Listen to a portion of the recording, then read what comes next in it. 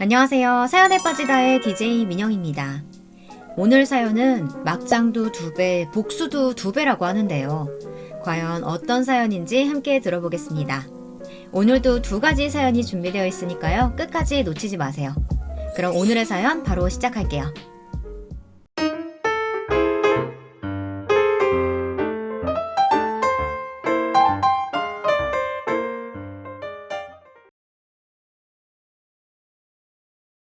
안녕하세요. 저는 60대 할머니입니다. 저도 제가 제 입으로 할머니라는 소리를 하는 날이 올 줄은 정말 몰랐어요. 저는 평생 꽃다운 청춘일 줄 알았는데, 저도 어느새 이렇게 쭈글쭈글 할머니가 돼서 토끼 같은 예쁜 며느리도 보고 강아지 같은 손주까지 봤네요. 저는 요즘 아주 행복합니다. 하나밖에 없는 아들이 착하고 어여쁜 며느리 만나 장가간 것만으로도 행복한데, 얼마 전에 눈에 넣어도 아프지 않을 손주까지 태어난 거 있죠. 저는 이제 죽어도 여한이 없다는 말이 무슨 소리인지 알겠더라고요. 저도 늙었는지 자꾸만 그런 소리가 입 밖으로 나왔어요. 그럴 때마다 며느리가 난리를 쳤습니다. 어머님, 무슨 그런 소리를 하세요. 우리 아들 대학 졸업하고 취직해서 장가가는 모습까지 보셔야죠. 아이고, 우리 손주 장가가는 것까지 보려면 내 나이가 몇인데. 시어머니가 그때까지 살면 며느리한테 민폐지, 민폐야. 민폐라뇨. 어머니가 오래오래 계셔야 제가 든든하죠. 그러니까 지금부터 건강관리 잘 하셔야 돼요. 제가 저번에 사다 드린 비타민도 까먹지 말고 챙겨 드시고요. 저는 지금까지 인복이라고는 없이 살았다 자부할 정도로 제 팔자가 더럽다고 생각하고 살았어요. 팔자 탓을 하는 게 오히려 마음이 편했거든요. 그래도 자식이라고 고생고생해서 아들 하나 키웠더니만 이런 황금빛 같은 인생이 오긴 오네요. 우리 며느리는 정말 천사예요. 얼마나 착한지 제가 농담으로 우리 며느리는 똥도 오줌도 버릴 게 없다고 말할 정도죠. 남들은 요즘 세상에 그런 며느리가 어디 있느냐고 괜한 소리 한다고들 하지만 저는 진심이었습니다. 아들이 결혼하겠다고 며느리를 처음 집에 데리고 인사 왔을 때부터 저는 알았어요. 딱 제 며느리감이라는 걸요. 저와 딱 다르게 생긴 게 아주 마음에 들었습니다. 저는 제 외모가 마음에 안 들었거든요. 저는 키가 150도 안 돼요. 거기다가 피부도 까맣고 머리도 악성 곱슬입니다. 인물을 말할 것도 없고요. 우리 며느리는 너무 예뻐요. 키도 훤칠한 게 170이 넘고 여리여리한 게 꼭 공주님 같습니다. 피부는 얼마나 고운지 백옥 같다는 말이 딱 맞아요. 남들은 아들이 자신과 비슷한 며느리를 데려와야 기분이 좋다고 하는데 저는 아니에요. 저와 다르게 귀티나게 생긴 며느리를 데리고 와서 저는 너무 좋았습니다. 뭘 그렇게까지 말하냐고요? 제 나이 얼마 안 있음 70입니다. 이 나이에 인물 따져봐야 뭐 하겠어요. 그리고 제가 이렇게까지 말하는 건 아들과 며느리가 저처럼은 살지 않기를 바래서입니다. 인물의 귀티가 잘잘 흘러야 아들도 며느리도 나처럼 고생은 안 하고 살 것 같아서요. 제 인생에 대해 말하자면 아주 파란만장 그 자체거든요. 저는 11남매 중 둘째로 태어났습니다. 참 많기도 하죠. 아무리 옛날이라도 저희 어머니가 애를 많이 낳기는 너무 많이 낳았어요. 학교 갔다 오면 동생들이 생겨 있었죠. 그러다 보니 자연스레 저는 집에 잘 안 들어갔습니다. 어차피 집에 들어가도 앉을 데도 없었어요. 좁디 좁은 집에 한쪽 방엔 작은 애들이 누워있고 한쪽 방엔 큰 애들이 뛰어다니고 그러고 있었거든요. 집에 가봐야 매일 집안일이나 하고 동생들이나 돌봐야 하니 저는 밖으로만 돌았습니다. 바로 위에 언니는 저와 다르게 착해서 부모님을 도와 밭일도 거들고 동생들도 볼봤지만 저는 하고 싶지 않았어요.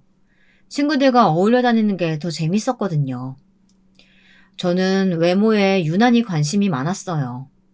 어릴 때부터 외모에 컴플렉스가 있다 보니 매일 거울만 보면 화가 났습니다. 저도 다른 애들처럼 팔다리도 길쭉하고 좀 하얘졌으면 해서요. 사실 국민학교 때부터 애들한테 놀림을 많이 받았어요. 땅콩, 강낭콩, 별의별 별명이 다 있었죠. 차라리 이름을 가지고 놀리면 그러려니 할 텐데 저더러 짧고 까맣다고 붙여준 별명이다 보니 저는 그 별명이 너무 싫었습니다.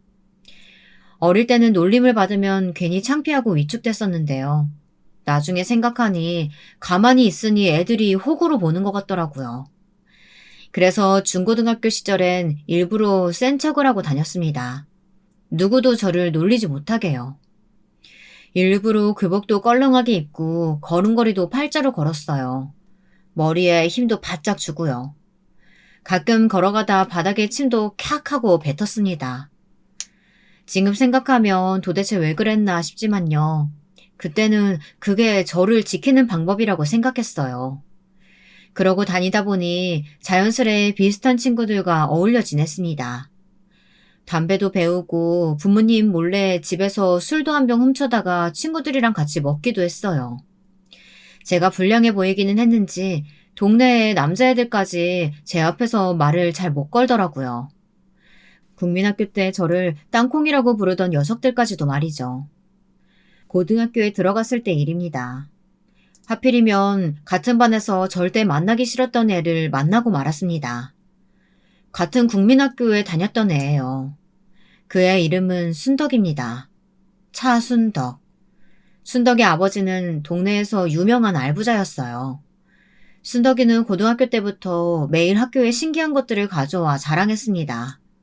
그러다 보니 애들은 다들 순덕이를 부러워했어요. 이 원피스 우리 아버지가 서울 갔다 오시면서 백화점에서 사다 주신 거다? 너희 백화점 가본 적 없지? 지금 같으면 별것도 아닌 거 가지고 자랑하지 말라고 욕을 쏘아붙였겠지만 그때는 저도 순덕이가 마냥 부러웠어요. 순덕이네는 집에 돈도 많은데 자식이 순덕이 하나였거든요. 순덕이는 집에서 공주처럼 사는 것 같았어요. 매일 학교에 예쁜 원피스에 반짝거리는 구두를 신고 다녔거든요. 저야 형제가 많은 집에서 북적거리며 살다 보니 매일 언니 옷을 물려받아 입어 새 옷은 입어본 적이 없었습니다. 그러다 보니 제 옷은 항상 낡아 있었죠. 친구들은 순덕이가 매일 예쁜 척하고 잘난 척해서 얄밉다고 하면서도 순덕이와 친하게 지내고 싶어 했습니다. 국민학교 때 순덕이는 여자애들 사이에서 항상 대장 노릇을 했어요. 순덕이 눈에 거슬리면 1년 동안 학교 생활이 고달플 정도였죠. 그런데 제가 특별히 순덕이에게 잘못한 것도 없는데 순덕이 걔는 자꾸만 저를 놀렸어요. 제 기억으로는 제 별명을 처음 부른 것도 순덕이 걔였어요. 너는 키도 땅콩만하게 옷도 땅콩 껍질처럼 항상 어두운 옷만 입더라? 그때는 키도 작고 집이 가난한 거에 항상 위축되어 있었을 때라 하고 싶은 말도 못하고 참고만 있었어요. 그러자 그 못된 년이 저를 호구로 봤는지 그때부터 은근 사람을 깔보더라고요. 제가 신은 운동화를 보고 어디서 샀냐고 묻고는 언니가 신던 거라고 하면 입을 가리고 킥킥 웃었어요. 너는 언니 없었으면 옷도 운동화도 없을 뻔했다. 언니가 있어서 얼마나 다행이야. 너 지금 나 옷 없다고 놀리는 거야? 나도 새로 산 옷이랑 운동화 많거든? 더러워질까 봐 아끼는 거야. 국민학교 때였으니 말도 안 되는 유치한 것들로 매일같이 싸웠습니다. 웃기시네. 너희 집에 새 물건이 어딨냐? 애들이 그렇게 많은데 다 헛물건이지. 그리고 너 애들이 하는 말 들었어? 너희 그 작은 집에서 애들이 쉬지 않고 줄줄이 나오는 게 꼭 돼지우리 같대. 제가 그날 하굣길에 얼마나 울었는지 몰라요. 아무리 그래도 남의 집을 가지고 돼지우리라뇨. 그때 제가 순덕이 그년 머리통이라도 한 대 쥐어박았어야 했는데 그러지 못한 게 평생 한이었습니다. 고등학교에 들어가서 순덕이를 만났을 때 잊고 있었던 어렸을 때의 기억이 떠오르자 이왕 이렇게 된 거 오히려 잘 됐다고 생각하기로 했습니다. 순덕이 년한테 국민학교 때 당한 걸 이제라도 그대로 갚아줘야겠다 싶었거든요. 그런데 순덕이 인연은 뭘 잘했는지 뻔뻔하게 저를 보자마자 먼저 아는 척을 하더군요. 손까지 흔들면서 저에게 친한 척을 했어요. 땅콩, 우리 같은 학교네? 와, 신기하다. 근데 너는 어쩜 키가 하나도 안 컸냐? 완전 아직도 땅콩이네. 순덕이는 국민학교 때랑 변한 게 하나도 없었습니다. 여전히 싸가지가 없었어요. 저는 이제 순진했던 코올릭의 국민학생이 아니었습니다. 동네에서 노는 친구들과 어울려 다니며 담배도 피워봤고 술도 마셔본 나름 불량 고등학생이었어요. 순덕이는 원래도 좋아하지 않던 애다 보니 시작부터 기산제압을 해야겠다 생각했습니다. 그리고 자기 딴에는 저와 친한 척하고 싶었는지 몰라도 만나자마자 저를 땅콩이라고 부르는데 순간 화가 머리 끝까지 나더라고요. 저는 최대한 불량스러운 얼굴로 순덕이에게 다가갔습니다. 너 차순덕이구나? 너 설마 지금 나더러 땅콩이라고 부른 거야? 뭐야? 조그만 게 어울리지도 않게 왜 무게 잡고 그래? 친구들끼리 그렇게 부를 수도 있지. 친구? 내가 너 같은 찐따랑 무슨 친구야? 같은 국민학교 좀 나왔다고 자친구냐? 근데 너 교복은 어디서 훔쳐다 입었냐? 아, 촌스러. 너 앞으로 나한테 아는 척 하지 마. 쪽팔리니까. 제가 학교 다닐 때만 해도 위에 교복은 몸에 딱 맞게 입고 치마는 펑퍼짐하게 입는 게 유행이었어요. 저는 입학 전에 미리 교복을 바짝 줄여놨습니다. 어릴 때 애들한테 생김새로 놀림을 많이 받아서 그런지 저는 유행에 굉장히 민감했거든요. 반면 고등학교에 갓 입학했으니 순덕이는 무슨 엄마 옷을 훔쳐 입은 것처럼 교복을 펑퍼짐하게 입고 머리도 자르대고 자른 것처럼 촌스럽게 잘랐더라고요. 저는 순덕이 교복을 비웃으면서 신나게 놀렸습니다. 국민학교 때 제가 당한 그대로 말이죠. 제 복수는 성공적이었어요. 자기밖에 모르고 자기 잘난 맛에 살던 순덕이가 첫날부터 저한테 무시당한 게 아무래도 충격이 컸나 봐요. 1학년 내내 아주 조용하더라고요. 제 눈도 똑바로 못 쳐다보고요. 그럴 만한 게 제가 동네에서 어울려 다니던 언니들이 학교에서 꽤 주름을 잡던 언니들이었어요. 공공연하게 저를 건드리면 언니들이 가만 안 둘 것 같은 분위기다 보니 누구도 저를 건드릴 수 없었죠. 그렇게 평화롭게 고등학교를 졸업하나 싶었는데 제 팔자가 그렇게 평온할 리가 없었죠.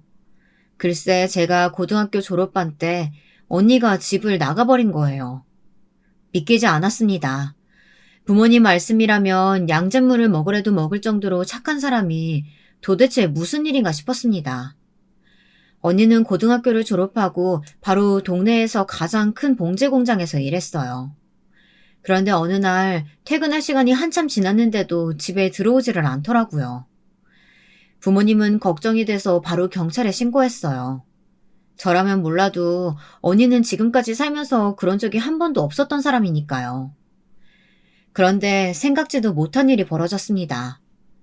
경찰들이 언니의 사진을 들고 여기저기 돌아다니다 동네에 하나 있는 버스 터미널에 가서 알아봤는데 터미널 직원이 언니를 봤답니다.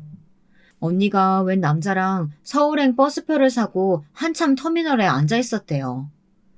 그날 이후 집안은 난리가 났습니다. 누가 이 일을 알기라도 할까 봐서요. 20살이 간 넘긴 처녀가 남자랑 붙어서 집을 나갔으니 행여 동네에 소문이라도 날까봐 부모님은 저희 입단속을 시켰습니다. 저희만 쉬쉬하면 뭐 하겠습니까? 좁은 시골 동네이다 보니 소문이 안 날 리가 없죠. 아무리 시골이라도 11남매가 어디 흔한가요? 이 동네 사람이라면 저희 집을 모를 수가 없었어요.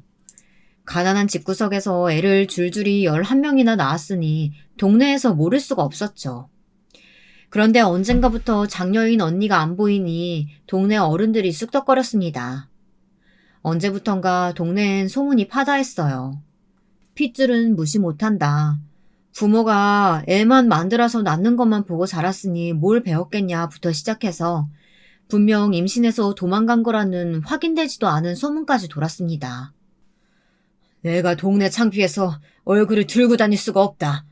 집안에 장녀라는 년이 어떻게 부모 가족 다 버리고 도망을 가?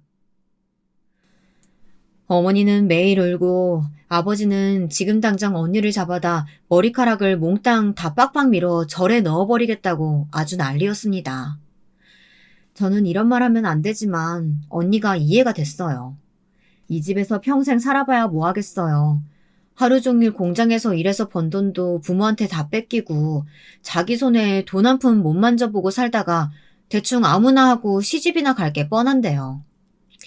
저는 언니 걱정은 하지 않기로 했습니다. 언니는 그래도 공장에서 기술이라도 배웠으니 서울 가서 살면서 어디라도 취직해 먹고는 살겠지 싶었거든요.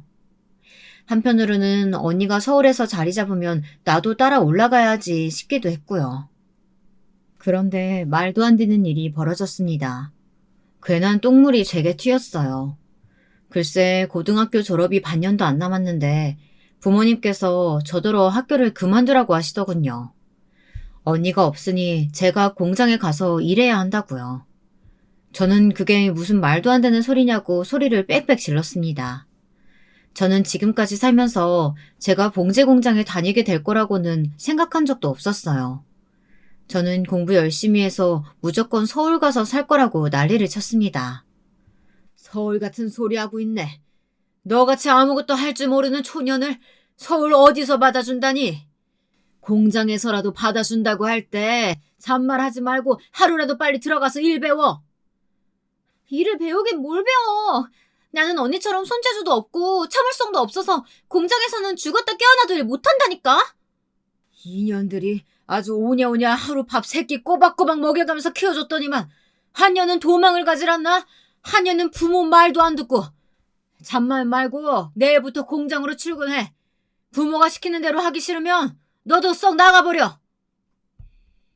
아버지는 손에 잡히는 대로 바닥에 내동댕이 치며 싫으면 나가버리라고 소리를 질렀습니다. 저도 생각 같아서는 이런 거지 같은 집구석 당장 뛰쳐나가버리고 싶었어요. 하지만 어쩌겠어요. 제가 지금 당장 어디를 가겠습니까?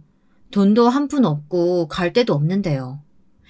저는 결국 다음 날부터 학교를 그만두고 어머니 손에 이끌려 언니가 다니던 공장에 들어갔습니다. 어머니는 제게 신신당부했어요. 언니가 그렇게 도망가 버렸으니 저라도 사장님 말씀 잘 듣고 같이 일하는 언니들 말 잘 들어야 한다고요. 저는 눈물이 왈칵 쏟아질 정도로 서러웠습니다. 하지만 이미 돌이킬 수 없었어요. 공장에 들어가지 않으면 아버지가 정말 저를 집에서 쫓아내실 테니까요. 바로 어제까지 고등학생이던 제가 하루아침에 봉제 공장에서 일하려니 뭘 알겠습니까? 미싱 돌리는 언니들 도와 이것저것 해야 하는데 일을 해본 적이 없으니 뭘 해야 할지도 모르겠더라고요. 야, 조그만 게 왜 이렇게 앞에서 알짱거려. 저리 꺼져. 저는 평화로웠던 고등학교 생활이 그리웠습니다.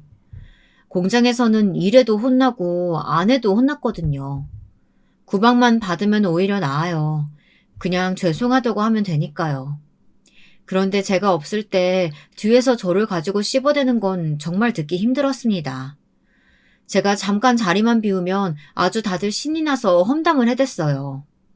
하루는 제가 들어온 것도 모르고 언니들끼리 저희 언니 욕을 하고 있더라고요. 제 언니가 남자랑 눈 맞아서 집 나갔다잖아. 소문에 그 남자가 유부남이란 말도 있어. 뭐? 유부남?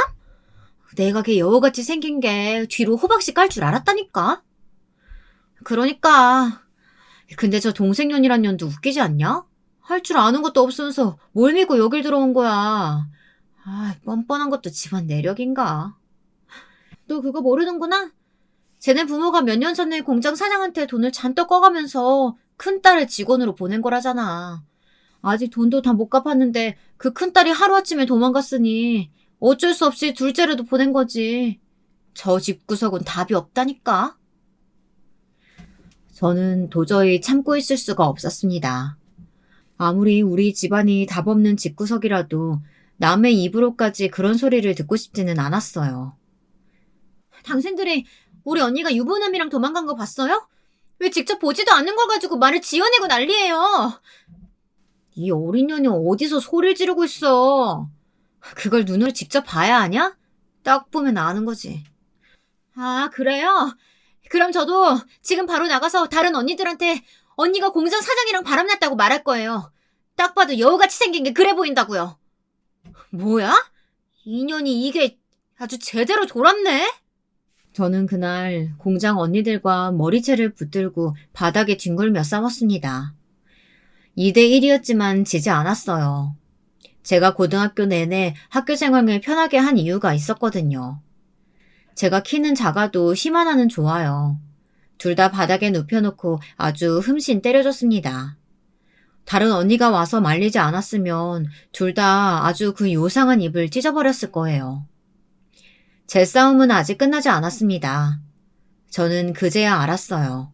제가 공장에 온 이유가 물론 돈 때문일 거라고는 예상했지만 공장 사장한테 부모님이 돈을 잔뜩 빌려갔다는 이야기는 처음 들었거든요. 그것도 남의 입을 통해서요. 저는 그날 집에 가서 부모님께 아주 난리를 쳤습니다. 부모라고 평생 도움이 안 되는 사람들이라는 건 알았지만 이 정도로 자식 생각을 안 하는 분들인지는 몰랐어요. 엄마 아빠는 자식들 보기 부끄럽지도 않아? 어떻게 자식을 드식이나 공장에 팔아먹을 수가 있어? 뭐야? 이 자식이 어디서 부모 앞에서 눈을 부라려? 그리고 내가 자식을 팔기는 언제 팔았다 그래? 걔집 애들이 다 컸으면 나가서 돈 벌어오는 게 당연하지.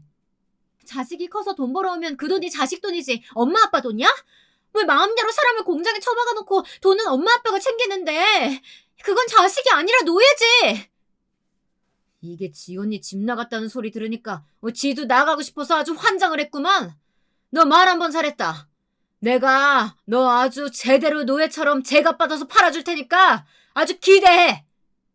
아버지라는 인간은 원래 그런 사람이었습니다. 어머니가 뭐 좋다고 자식을 11명이나 낳았겠어요. 아버지가 하도 아들 타령하니 쉬지 않고 줄줄이 계속 낳으신 거예요. 저희 집은 애가 11명이라도 아들은 둘밖에 없어요. 온통 다 딸이에요. 아버지는 툭하면 딸은 시집 보내면 끝이라고 여자는 시집 가면 남편 집안 사람이라는 말을 입에 달고 살았습니다. 시집 가면 절대 친정에 올 생각은 하지도 말라고요. 저는 어릴 때부터 그 소리가 듣기 싫어 아버지가 그런 소리를 할 때마다 집을 나와버렸습니다. 그냥 친구들과 어울려 놀았어요. 그러다 보면 아버지 말을 좀 잊을 수 있었거든요. 그날 이후 공장에서는 아무도 저를 건드리질 않았어요. 공장에 제가 미친년이라고 소문이 났거든요. 저는 소문 따위는 상관없었습니다. 오히려 편하게 공장 생활을 할 수 있어서 좋았어요. 그러던 어느 날이었습니다. 저도 어느새 성인이 되고 공장 일도 적응이 돼서 나름대로 열심히 살고 있었어요. 그런데 웬일로 아버지께서 집에 들어오시더니 저부터 찾으시더군요. 저를 앞에 앉혀놓고 하시는 말씀이 어이가 없었습니다. 제 결혼 날짜를 정해왔다고 하더군요. 너희 고모가 아주 좋은 혼처 알아봐 주셨길래 내가 바로 날 잡고 오는 길이다. 여보, 아무리 그래도 얼굴도 모르는 사람이랑 애를 어떻게 결혼시켜요. 이 애패내가 지금 내가 한 말 못 들었어? 누나가 엄청 좋은 혼처라고 했다니까. 부모가 땅 부자에다가 장남인데 그 많은 땅 장가만 가면 무조건 장남한테 물려준다잖아. 그 집에만 시집가면 2년 팔자는 피는 거지 뭐. 아버지, 그게 말이 돼요? 내가 언제 아버지한테 팔자 고쳐달라고 했어요? 딸내미 가지고 장사할 생각하지 말고 내 앞날이나 막지 마요. 이런 배웅만덕한 년 같으니라고? 당신 뭘 멀뚱히 보고만 있어. 지금 당장 몽둥이 가져와. 내 이 싸가지 없는 년 아주 버릇을 고쳐줄라니까. 아버지는 주변에 손에 잡히는 대로 제게 던졌습니다. 그 정도는 놀랍지도 않아요. 어릴 때부터 하도 보고 자라서요. 그런데 이번엔 정말로 나가서 몽둥이라도 꺾어다가 저를 후려칠 생각인 것 같았습니다. 저를 제대로 팔아주겠다는 말이 바로 이 말이었나 봐요. 월급도 못 받고 공장에서 일하게 하더니만 이제는 얼굴도 모르는 남자와 시집을 보낸다네요. 제가 절대 결혼 안 할 거라고 바락바락 악을 쓰자 아버지는 저를 방에 가둬버렸습니다. 집도 좁은데 굳이 저 하나 잡겠다고 빈 방에 저를 넣어놓고 밖에서 문을 잠갔더라고요. 저는 그날 밤 서러워서 얼마나 울었는지 몰라요. 아주 통곡했습니다. 새벽에 아버지가 잠들고 나서야 어머니가 문을 열어주셨어요. 어머니는 제 얼굴을 보시더니 눈물을 쏟으셨습니다. 어머니가 우는 모습은 그때 처음 봤어요. 미안하다, 미안해. 내가 너희한테 정말 염치가 없다.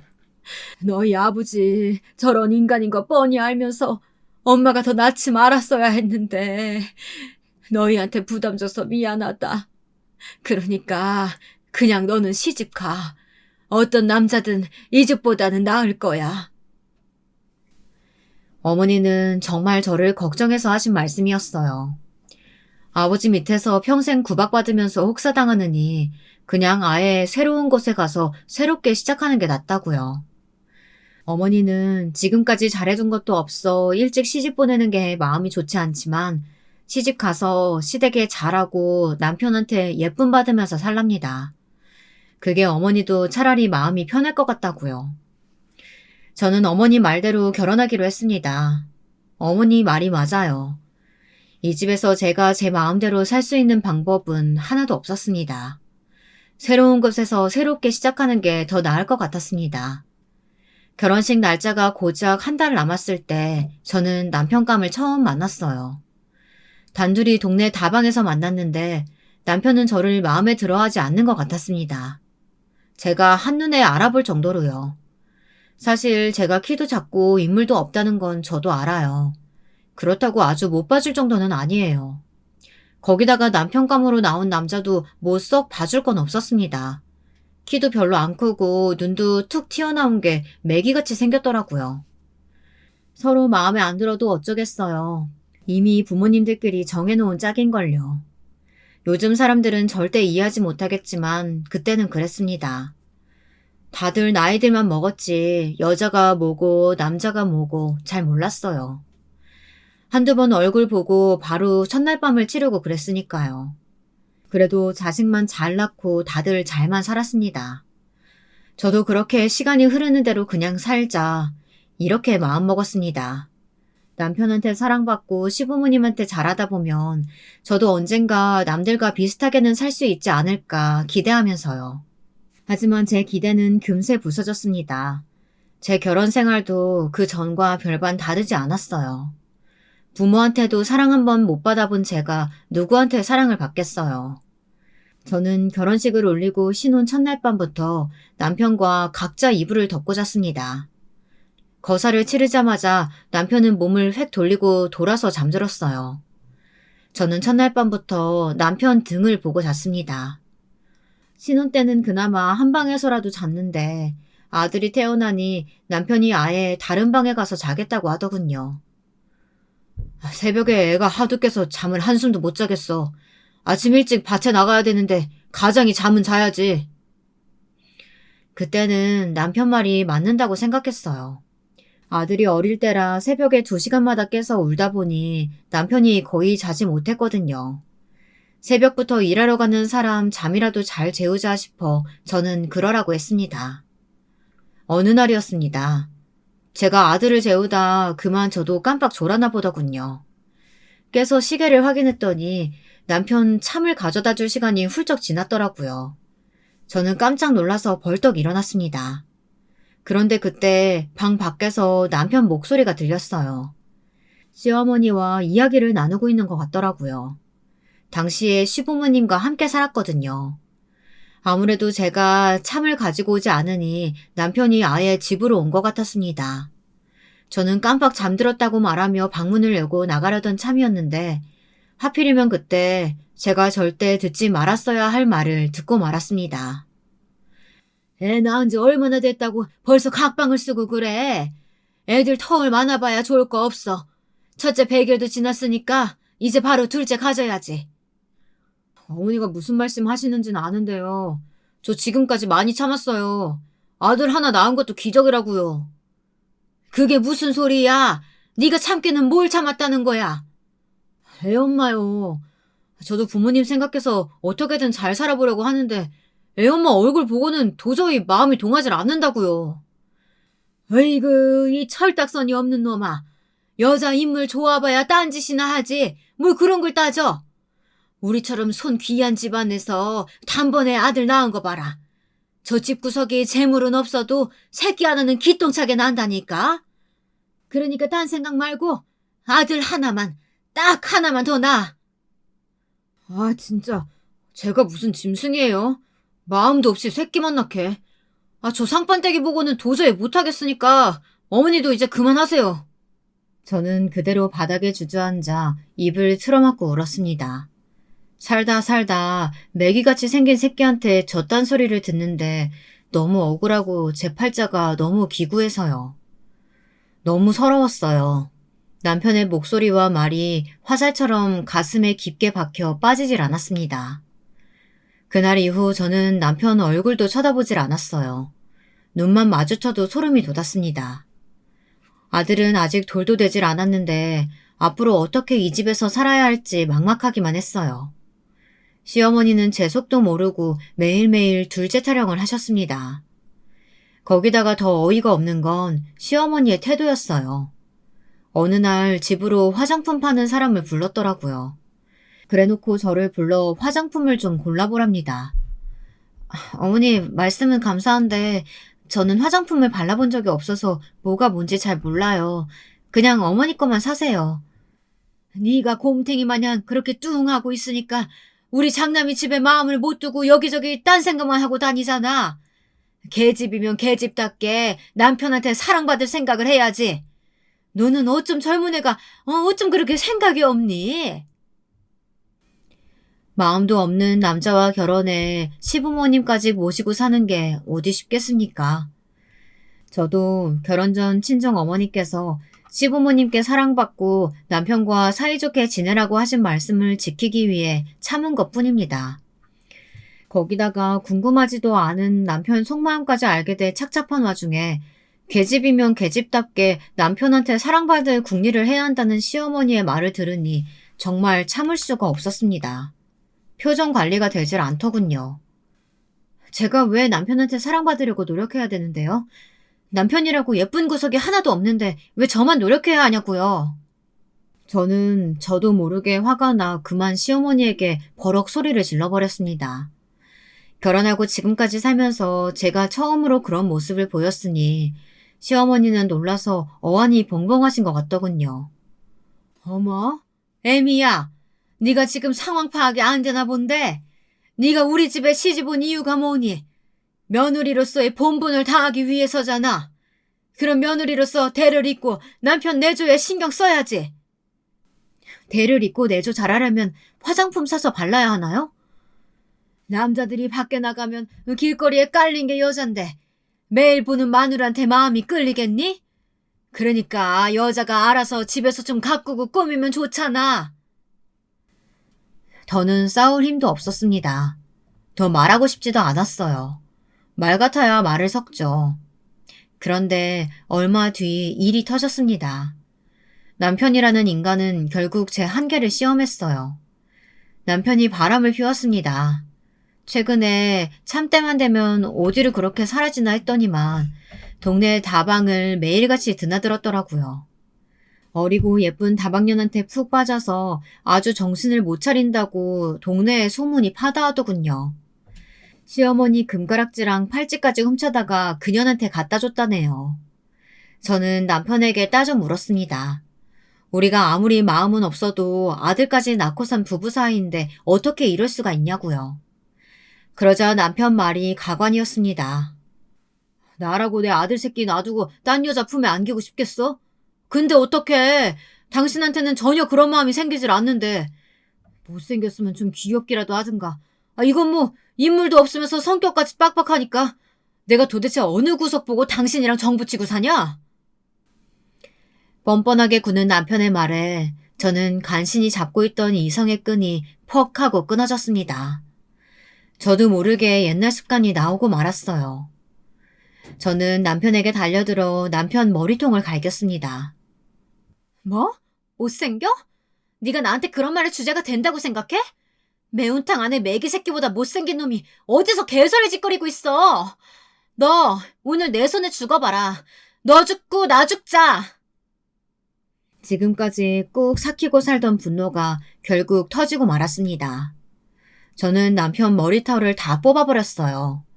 그 장면을 보신 시부모님께서 저를 남편에게 떼어놓으셨습니다. 시어머니는 저에게 뭐 이런 년이 다 있냐고 쌩 난리를 치셨지만 하나도 들리지 않았어요. 저는 남편, 이 자식을 아주 반토막 내줄 생각이었거든요. 저는 결국 남편과 헤어졌습니다. 아들을 데리고 시댁을 나왔어요. 시댁에서는 아들을 안 주려고 난리를 쳤지만 저는 안 그러면 남편이 바람핀 사실을 동네방네 소문내겠다고 했습니다. 시부모님 성미에 제가 나가도 남편을 무조건 재혼시킬 게 뻔해요. 그 좁디 좁은 동네에서 아무리 돈 좀 있는 집구석이라고 해도 결국은 제 치자리로 가는 건데 바람둥이한테 시집올 여자가 어디 있겠어요. 할 수 없이 시부모님은 손주를 포기하셨습니다. 아마 아들이 새장가를 가면 또 자식을 볼 수 있을 거라 생각한 것 같아요. 근데 제가 나중에 들은 소식인데 남편이 재혼하고도 자식을 못 봤답니다. 남편이 그 다방년한테 미쳐 새로 장가를 가고도 정신을 못 차렸더군요. 저는 그 소식을 듣고 나서야 다리를 쭉 뻗고 잤어요. 속이 뻥 뚫리는 것 같아서요. 남편과 헤어진 건 제가 지금까지 살면서 가장 잘한 일이긴 합니다. 하지만 그때부터 새로운 고생문이 또 열렸어요. 어린 아들을 데리고 무작정 시댁을 나오기야 했지만 막상 갈 데가 없더라고요. 돈도 없었고요. 어쩔 수 없이 친정에 가야만 했습니다. 저라고 거지 같은 친정에 가고 싶었겠어요. 저는 남편과 헤어지고 친정으로 돌아간 게 결혼식을 올리고 처음으로 친정에 간 거였어요. 시댁에서 친정에 못 가게 한 건 아니었어요. 오히려 친정 아버지가 오지 말라고 한 거였죠. 친정이 이사할 때도 제가 가겠다고 했지만 오지 못하게 했습니다. 그뿐만이 아니에요. 명절에도 임신했을 때도 심지어 아들을 낳았을 때도 딸려는 필요 없으니 오지 말라고 했습니다. 그런 소리까지 듣고 절대 가고 싶지 않아 어머니와 동생들이 보고 싶어도 지금까지 꾹 참았습니다. 그런데 몇 년 만에 간 친정에서 반가운 얼굴을 보았습니다. 바로 몇 년 전 집을 나간 언니였어요. 우리 큰언니요. 언니가 집에 돌아왔더라고요. 거기다가 더 기가 막혔던 건 언니도 아이가 있었습니다. 아들이었어요. 이래서 부모님이 저를 친정에 오지 못하게 한 거였어요. 그 오랫동안 살았던 동네에서 이사까지 하신 거고요. 혹시나 네 언니가 남자한테 버림받고 돌아왔다는 소리 너희 시댁에라도 들어가기라도 하면 네가 구박이라도 받을까봐 우리는 못 오게 한 건데 너까지 이렇게 소방 맞아 돌아오면 엄마는 이제 어떻게 사냐. 자식으로서 이런 꼴 보여드린 건 너무 죄송한데요. 난 괜찮아요. 나도 언니도 둘 다 잘 살 거야. 그러니까 엄마도 괜한 걱정하지 마요. 그나마 어머니는 금방 마음을 추스렸지만 아버지는 제 얼굴도 보지 않았어요. 심지어 제 아들도 한번 쳐다보질 않으셨습니다. 상관없었어요. 원래 독한 양반인 거 모르는 것도 아니니까요. 어쨌든 지금은 제 목구멍이 포도총이니 이 집에서 버텨야만 했습니다. 언니와 저는 오랜만에 만나 지금까지 서로에게 있었던 일을 모두 다 털어놨습니다. 언니는 집을 나간 게 남자와 야반도주한 게 맞았대요. 공장에서 만난 공장남과 눈이 맞았는데 그 남자에게 부모님이 정해준 약혼녀가 있어 둘이 함께 도망친 거랍니다. 남자 때문에 부모 형제 다 버리고 도망까지 갔으면 잘 살아야지 왜 돌아왔어. 저 아이는 또 뭐고. 아이는 그 남자의 아이랍니다. 그 남자와 도망가 몇 년을 살았는데 막상 살고 보니 힘들어서 매일 지지고 볶고 싸우기만 했대요. 사랑해서 버티는 것도 몇 개월이지 서로 먹고 살기 힘들어지니 남자가 먼저 지쳐버렸답니다.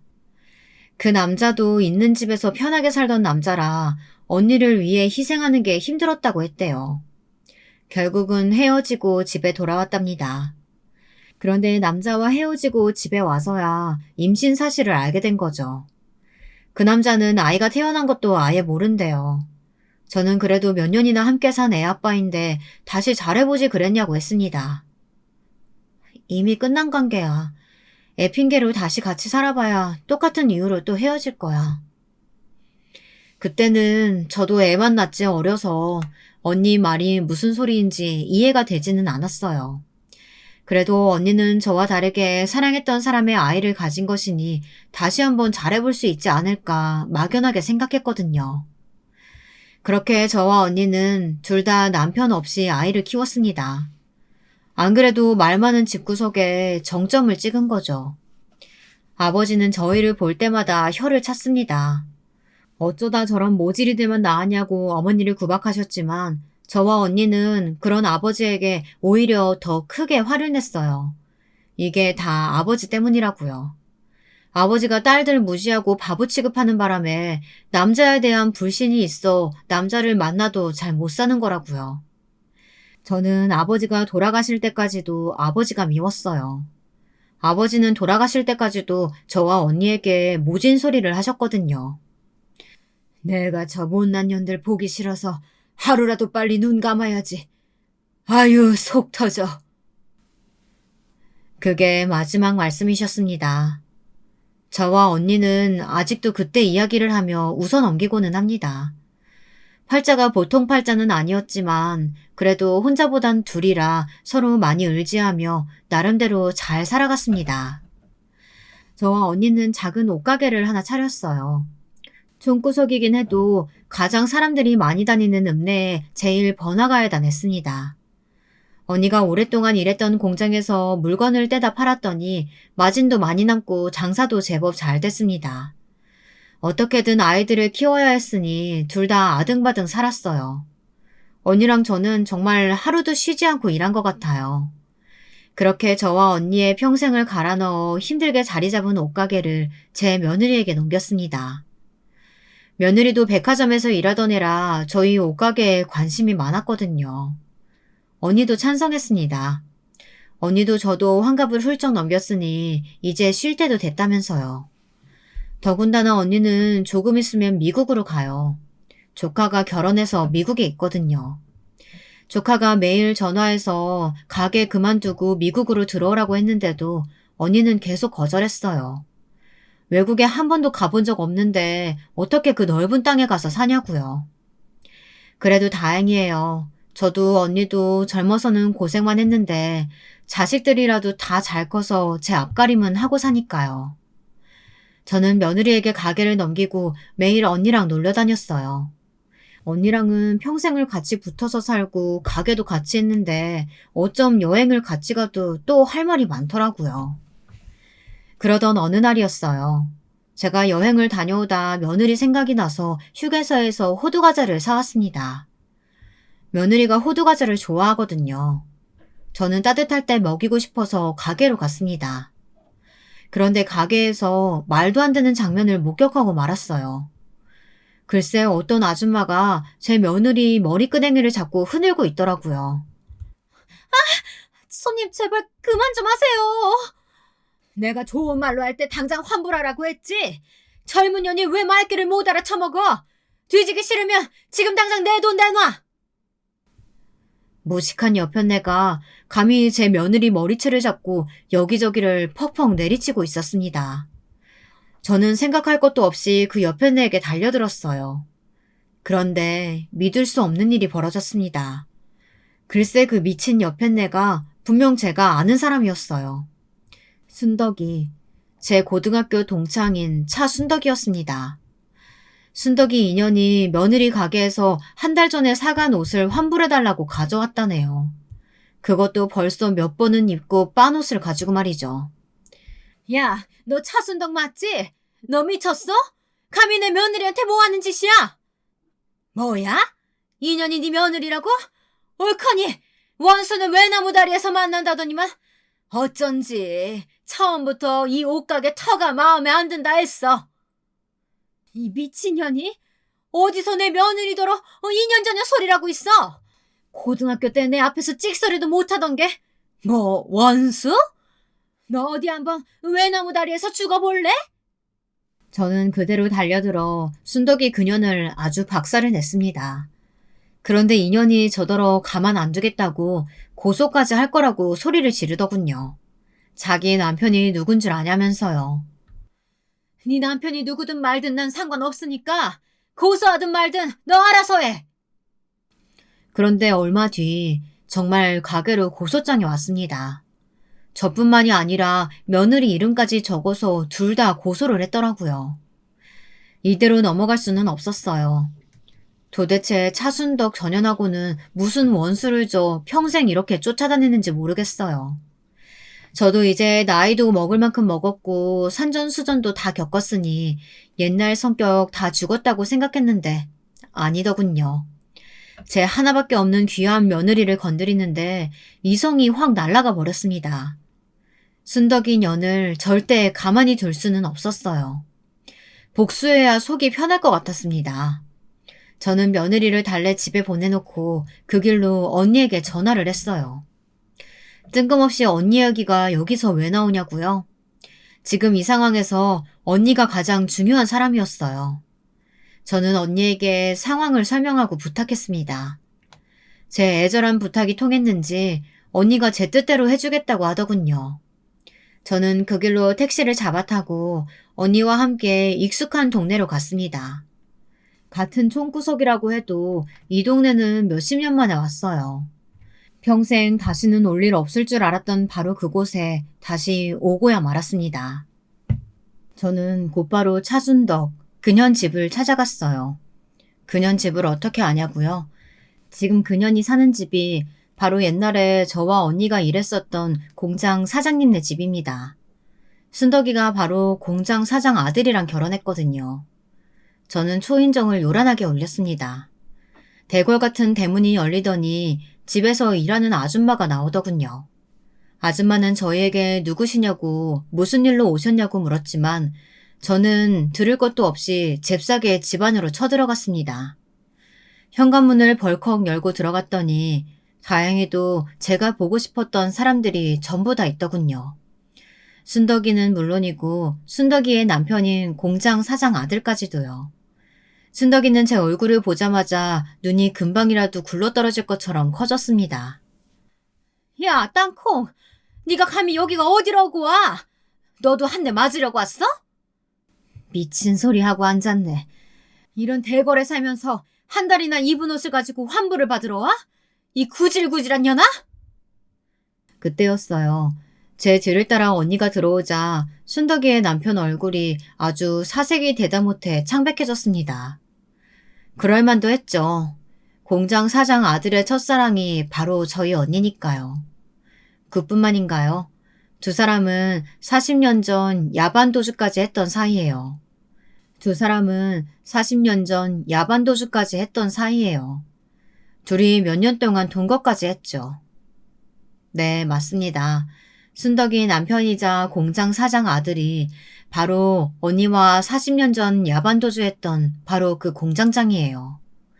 당시에 언니야 워낙 없는 집 딸이다 보니 웬 남자랑 야반도주했다더라, 임신해서 혼자 애를 낳았다더라 이상한 소문에 시달렸지만 상대방 남자가 공장 사장 아들이라는 사실은 다들 몰랐어요. 공장 사장이 동네에서 알아주는 부자라 공장이 하나도 아니고 사장 아들이 공장장이라는 사실도 다들 몰랐었거든요. 언니가 집에 돌아오고 나서야 부모님도 함께 도망갔던 남자가 바로 그 공장장이라는 사실을 알았대요. 아버지와 어머니가 당장 공장에 쫓아가 난리를 치려고 했지만 이미 그럴 수가 없었어요. 언니가 돌아온 지 얼마 되지 않아 임신했다는 사실을 알았으니까요. 부모님이야 지금 당장 그 남자를 찾아가서 책임지라고 하자고 했지만 언니는 그럴 수 없다고 했습니다. 이미 헤어진 사이라고요. 그런데 얼마 뒤 공장장이 결혼을 한 거예요. 집안에서 정해놨다는 약혼자랑 말이죠. 아무 일도 없었다는 듯이요. 그 약혼자라는 게 바로 순덕이었어요. 언니에게 그 이야기를 들었을 때 저는 너무 화가 나서 당장 결혼식을 파투내자고 했지만 언니가 말렸습니다. 언니는 절대 그러고 싶지 않다고 했어요. 저는 머리로는 이해가 되지 않았지만 언니가 원하는 대로 해주기로 했습니다. 언니와 조카를 위해서요. 저희 조카는 아빠 없이도 잘만 컸어요. 언니가 아주 열과 성을 다해 훌륭하게 키웠거든요. 조카가 워낙 공부도 잘해서 장학생으로 미국에 갔다 거기서 여자를 만나 지금 미국에 살아요. 제가 언니를 순덕이년 집에 데리고 온 이유가 바로 이거였습니다. 제 복수도 복수였지만 언니의 복수까지 같이 해주고 싶어서요. 형부도 많이 늙었네요. 순덕이가 영 내조를 못하나 봐요? 형부? 무식한 년아. 네가 아무리 고등학교도 졸업 못했어도 그렇지. 친구 남편한테 형부가 뭐니, 형부가? 무식한 건 너 같은데? 차순덕. 네 남편 내 형부 맞아. 우리 언니랑 몇 년 동안 동거하고 둘 사이에 아들도 하나 있거든. 제 말에 순덕이뿐만 아니라 순덕이 남편 공장장까지 얼굴이 새하얗게 질렸더군요. 놀랄만도 하죠. 자기는 아무 일 없다는 듯 총각 행세하고 장가를 갔지만 언니는 평생 두 사람 사이에 아들을 키우고 있었으니 당연히 기가 막히겠죠. 못 믿을 것 같아서 우리 조카 결혼식 사진 가져왔어. 유전자 검사니 뭐니 할 필요도 없는 게 딱 봐도 알 거야. 네 남편 젊을 때랑 너무 똑같이 생겼거든. 이 미친년이 돌았나? 너 지금 거짓말하는 거 다 알아. 나한테 아무리 복수하고 싶어도 그렇지. 내가 이딴 얘기 믿을 것 같아? 여보, 왜 가만히 있어? 이 미친년들 빨리 쫓아내. 차순덕은 자기 남편 팔에 매달려 저와 언니를 빨리 쫓아내라고 소리를 질렀지만 순덕이 남편은 창백해진 얼굴로 저희 언니에게 다가왔습니다. 그러더니 제 말이 사실이냐고 그때 아이를 가진 게 맞냐고 묻더군요. 순덕이는 자리에서 팔짝 뛰어대면서 왜 우리 말을 믿냐고 빨리 내쫓으라는 말만 되풀이했습니다. 내가 당신을 아는데 절대 이런 거짓말할 사람 아니지. 아이 사진 좀 볼 수 있을까? 당신 미쳤어. 지금 뭐 하는 거야? 순식간에 집안은 난리가 났습니다. 순덕이 년이 화를 참을 수가 없었는지 길길이 날뛰면서 눈에 보이는 물건을 마구 던졌습니다. 그 와중에도 순덕이 남편은 지 핏줄을 알아봤는지 사진을 끌어안고 바닥에 주저앉더군요. 후회할 만하죠. 누가 봐도 순덕이 같은 년을 지금까지 사랑해서 살았을 것 같지는 않았거든요. 순덕이 남편은 언니에게 아들을 한번 꼭 보고 싶다고 했습니다. 내 아들 보여주려고 여기까지 온 거 아니야. 당신이 나 버리고 딴 여자랑 얼마나 잘 살았나 그거 한번 보러 온 거지. 근데 나 버리고 가서 만난 여자가 기껏처럼 무식한 여자야? 당신도 참 불쌍하다. 저와 언니는 그대로 집을 나왔습니다. 현관문을 닫고 대문을 나올 때까지도 순덕이 년의 고함 소리가 밖에까지 들렸어요. 저는 속이 다 시원했습니다. 처음 순덕이네 가겠다고 마음 먹었을 때는 머리털이란 털은 다 뽑아버리고 머리통도 갈기려고 했었는데요. 그럴 필요가 없겠더군요. 이미 차순덕, 저녀는 벌을 받았어요. 저 기고만장한 년이 평생 믿고 산 남편에게 배신당했다는 사실에 죽을 때까지 억울해하면서 살 테니까요. 그 이후로 어떻게 지내고 있냐고요? 저야 뭐 잘 살고 있죠. 언니는 아들이 있는 미국으로 떠났고 며느리 가게는 여전히 잘 되고 있어요. 순덕이 그년도 더는 가게에 나타나지 않았고요. 아, 한 가지 달라진 건 순덕이 남편이 자꾸만 저를 찾아온다는 겁니다. 언니와 조카가 있는 미국 주소를 알고 싶다면서요. 저는 언니가 원치 않으니 다신 찾아오지 말라고 단호하게 말했지만 순덕이와 이혼했다면서 다시 언니를 만나고 싶다고 제게 사정을 하더군요. 저는 콧방귀도 끼지 않았습니다. 어이가 없어서요. 저는 이번 일을 계기로 깨달은 게 있습니다. 사람은 평생 철이 들지 않는다는 걸 말이죠. 순덕이를 보면서 저도 지난날의 저를 되새기며 반성하고 있습니다. 지금부터라도 남은 생은 좋은 어른으로, 좋은 사람으로 살아가 보려고요. 지금까지 저의 긴 인생 이야기 들어주셔서 정말 감사합니다.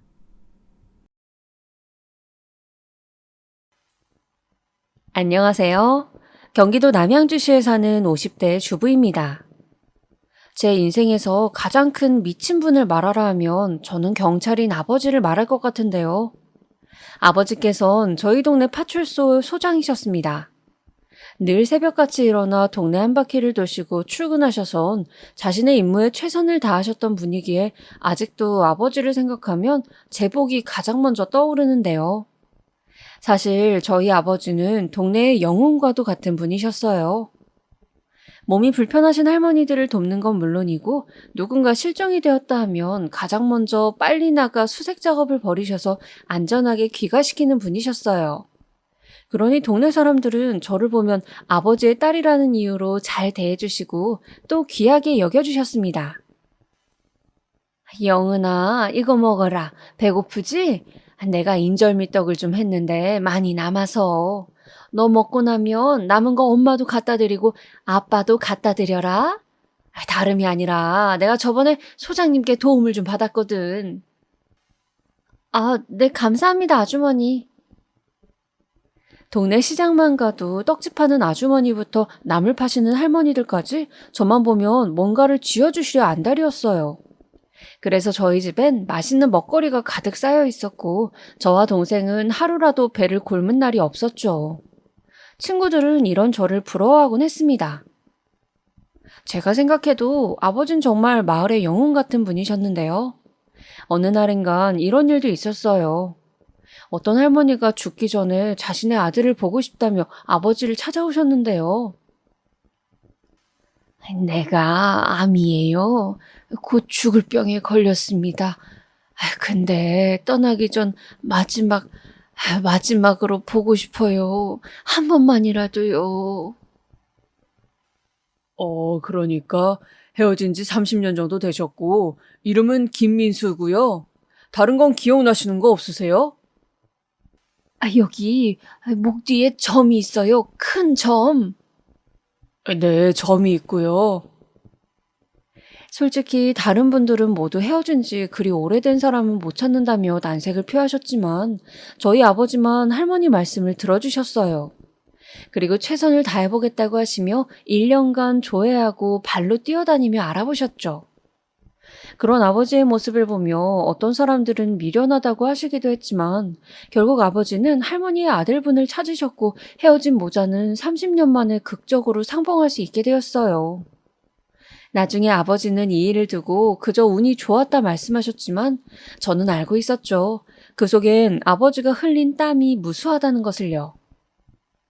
하지만 그렇다고 해서 아버지의 일이 좋았던 것만은 아닙니다. 마을 사람들에게는 영웅이었지만 저희 가족은 항상 아버지의 걱정을 달고 살아야 했으니까요. 특히 어머니는 아버지가 늦으시는 날은 아버지가 들어오실 것을 대비해서 문까지 활짝 열어두시며 잠을 설치곤 하셨어요. 바로 이 일 때문인데요. 어느 날 실종자가 발생했다는 주민신고로 아버지께서 다른 경찰분들과 야간 시간대에 산 근처를 수색하고 계셨습니다. 실종자가 지적장애 여자였기 때문에 당시 부모님이었던 신고자는 무척이나 가슴이 불안할 수밖에 없었죠. 아버지도 그 상황을 알고 계셨기에 더 최선을 다하셨을 겁니다. 근데 야간이고 산속이니 손전등을 들었다 해도 앞이 제대로 보일 리가 없잖아요. 아버지께서 그만 발을 헛디뎌서 추락사고를 당하시고 만 거예요. 어머니와 저는 그 소식을 듣자마자 병원으로 달려갔고 침대에 의식을 잃고 쓰러져 있는 아버지를 볼 수 있었죠. 아버지! 아이고, 영은 아빠, 이게 무슨 일이에요? 그때 의사 선생님께선 아버지가 운이 좋게 나뭇가지에 걸려 그 아래로 떨어지지 않았으니 다행이었지만 만약 나무가 아니었다면 그대로 세상을 떠났을 거라고 말했습니다. 그러니 그 뒤로 저나 어머니나 아버지가 늦게 들어오시는 날엔 저절로 가슴이 떨릴 수밖에 없었죠. 아이고, 오늘은 이 양반이 왜 이렇게 늦는 거야? 분명 오늘 일찍 온다고 했는데. 얘 영은아, 네 아빠에게 무슨 일 난 건 아니겠지? 괜찮을 거예요, 엄마. 아빠 일이 많아서 늦어지는 걸 거예요. 그래, 그렇겠지. 제가 이런 식으로 어머니를 겨우 달래면 그제야 어머니는 마음을 놓으시곤 다시 침대에 눕곤 하셨습니다. 아무튼 저는 이런 환경 속에서 자랐기에 아버지의 영향을 가장 많이 받았고, 아버지를 존경하면서도 마음속으론 의로운 일을 하시는 분들의 그림자를 생각하게 될 수밖에 없었습니다. 그래서일까요? 남편을 만났을 때 한눈에 반해 마음이 갔지만 저는 조금 망설이게 되었어요. 밤에 아버지 걱정으로 잠 못 드시던 어머니 생각이 났기 때문이죠. 남편은 아버지와 같은 경찰이란 직업을 갖고 있었습니다. 당시만 해도 막 경찰서에 들어간 신입 순경이었는데요. 남편은 서글서글한 성격으로 저에게 먼저 다가왔습니다. 안녕하세요. 처음 뵙겠습니다. 김정재라고 합니다. 아유, 실물로 보니까 더 미인이시네요. 네, 정재 씨도 그러네요. 근데 경찰 일 하신다고요? 경찰 일은 어때요? 네, 아직 막내고 신입이라 모르는 게 많아서 맨날 혼나는데, 그래도 재미있어요. 보람도 있고. 아, 그러시구나. 듣자하니 영은 씨 아버님도 소장이셨다 하는데 맞나요? 대단하시네요. 별거 아니에요. 작은 동네라서요. 남편은 호감형이었고 얼굴도 잘생긴 사람이었지만 당시 저는 왠지 모를 거부감 때문에 말이 잘 안 나왔어요. 그러다 결국 서둘러 그 자리를 파하기 위해 일이 있다며 일어나고야 말았죠. 남편은 아쉬운 기색이 역력했지만 다음에 또 만나자며 약속을 기약했어요. 하지만 저는 남편의 연락을 받지 않았고 또 만날 생각도 없었죠.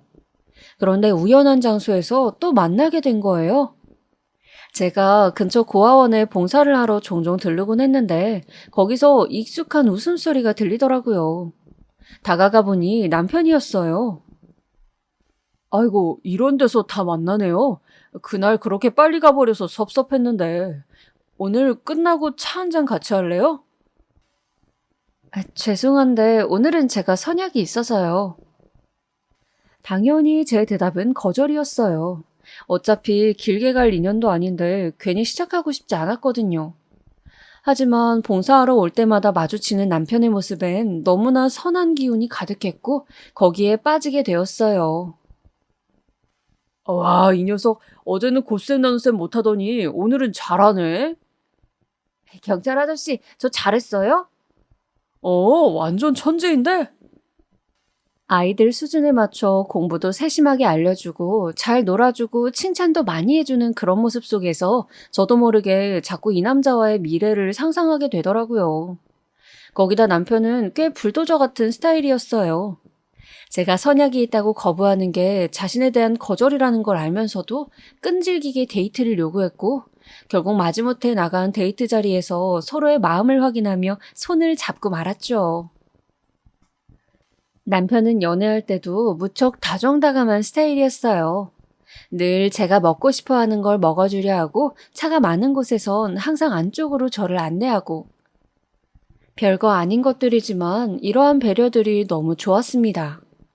그리고 이 사람과 함께 안정적인 가정의 울타리를 만들고 싶다는 생각으로 흘러가게 되었죠. 허나 프로포즈를 먼저 한 건 그 사람이었어요. 나는 영은 씨가 참 좋아요.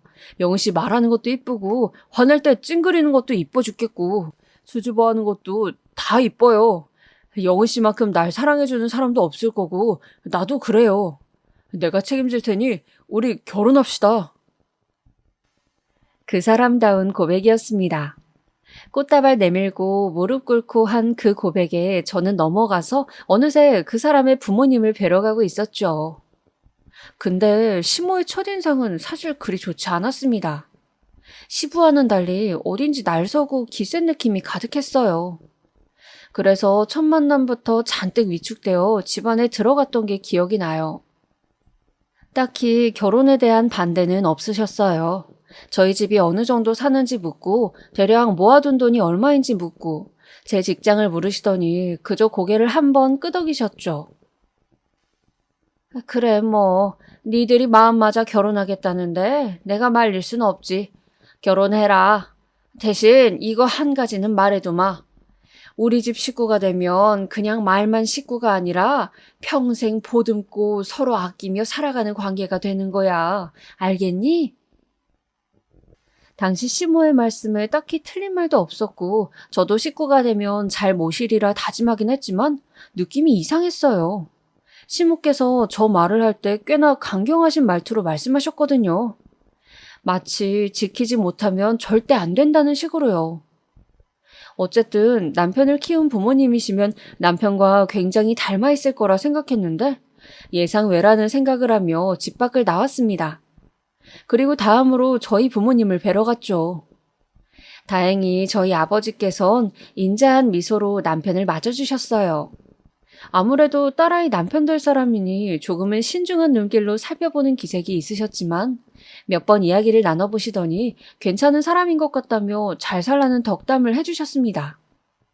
거기다 당시 아버지처럼 경찰이 꿈이었던 여동생은 형부 될 남편을 보곤 신기해하며 여러 질문들을 쏟아내었죠. 시험 준비는 어떻게 했냐, 어디서 근무하냐 등등. 그러다 마지막에 언니랑 형부 진짜 잘 어울리는 거 알아요? 둘은 깨볶으면서 살 것 같아 하며 너스레를 떨었는데 정말 여동생의 말처럼 저와 남편은 그렇게 결혼식장으로 들어가 말 그대로 깨를 볶는 신혼생활을 시작했어요. 신혼집은 직장 다니던 저와 남편이 모은 돈으로 시작을 했는데요. 모은 돈이 크지 않아 작은 빌라에서 시작하게 되었습니다. 남편은 이런 집에서 살게 된 게 미안했는지 자기가 꼭 계급이 높아져서 더 좋은 집으로 가자는 이야기를 하곤 했죠. 하지만 저는 그때마다 기겁하며 그랬어요. 아니야, 그런 것보다 자기가 안전한 게 더 중요해. 너무 무리하지 마. 정말로 제겐 남편의 안전이 경제적인 부분보다 훨씬 중요했거든요. 경제적인 부분이야 제가 함께 벌면 되니 책임을 나눌 수 있지만 건강은 그 누가 나눠줄 수 있는 게 아니잖아요. 하지만 어째서 저의 불길한 예감은 늘 적중하는 걸까요? 저희의 꿈만 같은 신혼생활은 역시나 우려하던 일이 터지고 말았습니다. 그날은 남편의 생일이었어요.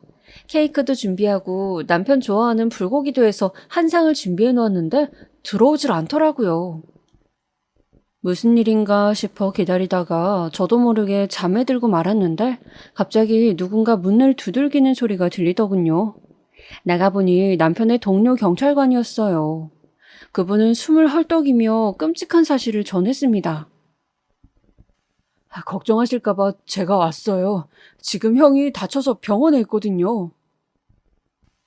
뭐라고요? 슬리퍼도 짝짝이로 신은 채 곧바로 남편이 있는 병원으로 택시를 타고 갔고 그곳에서 인상을 잔뜩 찡그리며 쉬는 소리를 내는 남편과 상처를 꿰매고 있는 의사 선생님을 발견할 수 있었어요. 여보. 왔어? 놀랐지? 괜찮기는 어떻게 된 거야? 많이 다친 건 아니고 도로에서 술 취한 행인이 갑자기 도로로 뛰어드는 바람에 말리려 했는데 하필 깨진 소주병 쪽으로 넘어져서. 그래도 이만하면 천만다행이지. 남편은 천만다행이라고 차가 없으니 망정이었다고 실없이 웃었지만 저는 순간 아버지가 떠올라 남편의 등을 찰싹찰싹 때리고 말았습니다. 근데 갑자기 뒤에서 남편을 부르는 목소리가 들리더군요. 돌아보니 시모였어요. 시모는 남편을 덥석 껴안으며 괜찮냐 물었습니다. 그리고 저를 노려보시더라고요. 순간 시모의 날카로운 눈길에 몸이 흠칫 반응했습니다.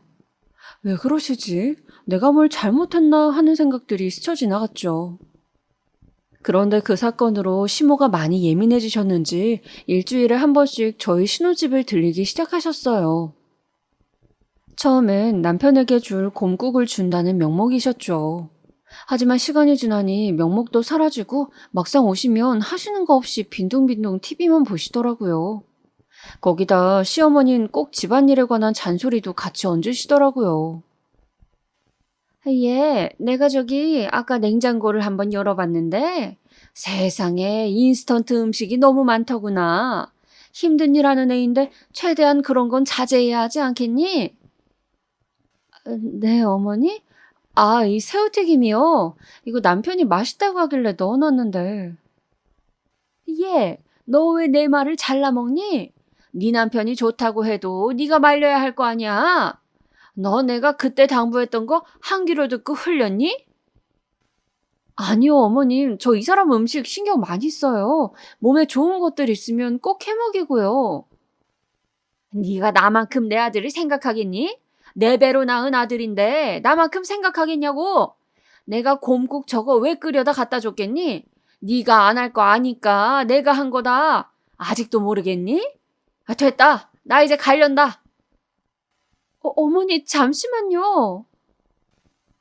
그렇게 시몬은 일방적으로 버럭 화를 내시며 떠났고 저는 어찌해야 할 바를 모르고 있다 한숨만 푹푹 내쉬며 남편을 맞이했습니다. 남편은 제 얼굴을 보고 무슨 일이 있단 걸 알아챘죠. 아니, 사실 오늘 어머님이 오셔서 당신 주려고 사놓은 튀김 보고 너무 뭐라 하시는 거야. 나도 당신 생각해서 사다 놓은 건데. 아, 그랬어? 아유, 우리 엄마가 또 아들 걱정 지나치게 하셨네. 알겠어. 걱정하지 마. 내가 엄마한테 잘 말할게. 앞으로는 우리 집 오는 것도 줄여달라 할 거고. 그것보다 대체 어머님이 날 왜 싫어하시는 거지? 내가 뭘 잘못했나? 솔직히 말해, 저는 어머님이 갑자기 저렇게 저한테 무례하게 행동하시는 이유가 더 궁금했어요. 물론 결혼 전에도 절 그리 마음에 들어하는 기색은 아니었지만 결혼 후 사람이 변했다 싶을 정도로 달라지셨거든요. 그래서 그 이유를 곰곰이 생각하다가 한 가지 일화가 떠올랐는데요. 남편도 이 말을 듣더니 심각한 표정이 되어 맞는 것 같다고 하더라고요. 사실 결혼한 지 얼마 안 된 신혼 초기에 이런 일이 하나 있었어요. 남편이 지금 하는 일에 만족하지 못한다며 조금 더 위험한 일을 하는 부서로 가고 싶다는 거예요. 그래서 시어머니 앞에서 제가 안 된다고 말린 적이 있었어요. 사실 아내로선 당연하잖아요. 거기다 아버지의 힘든 점을 옆에서 봐왔기 때문에 더욱 그랬죠. 근데 제 말에 남편이 시무룩해 하자 시모가 제게 남편 기죽이지 말라고 했거든요. 왠지 그때부터 기센 며느리로 찍힌 것 같더라고요. 이걸 어쩌나 싶어 고민하고 있는데 남편이 직접적으로 말하지 말고 자기가 대신 의사를 전해주겠다고 하더라고요. 그때까지만 해도 남편만 믿고 있었어요. 남편이 중재를 잘했는지 정말 그 이후론 시모가 집에 오는 것도 없어지셨더라고요. 하지만 그게 제 생각과는 너무도 달랐다는 걸 명절 때야 알게 되었습니다. 시모는 오자마자 제게 비닐장갑 2개를 획 던지시며 음식해라 라고 명령조로 말하시더라고요. 기분이 나빴지만 일단은 꼭 참았습니다. 어머니, 이거 만들어 놓으신 목록 그대로 하면 되는 건가요? 그래. 아, 근데 제가 우엉조림은 맛있게 만들지 몰라서 어떻게 만들면 될까요? 너는 살림한다는 애가 어떻게 그것도 모르니? 아니, 우엉조림 안 만들어 봤어? 내가 몇 번 만들어줬잖아. 그럼 대강 알 거 아니야? 혹시나 실수할까봐 미리 여쭤봤던 건데 시모는 그걸 가지고도 길길이 화를 내었습니다.